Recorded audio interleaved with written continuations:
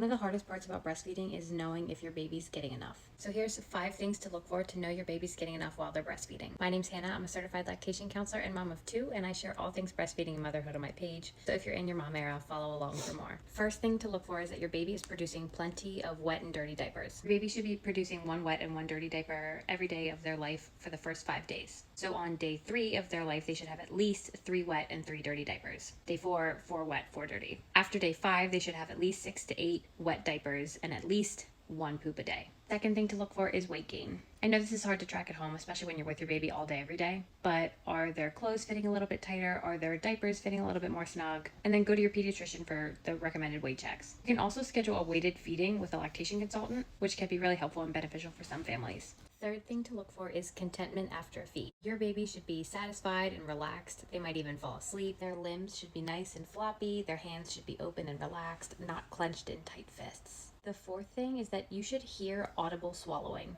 While your baby is feeding, you should literally see and hear them swallowing breast milk. We're not talking those little fluttering things that babies do when they're just comfort sucking or if they're tired. We're talking soft, rhythmic swallowing sounds. And the fifth thing is that your breasts should feel softer after a feed. This can be harder in the early days when you're really engorged and feel super full, but you should feel a little bit softer after a feed if your baby is feeding well at the breast. Hope that's helpful.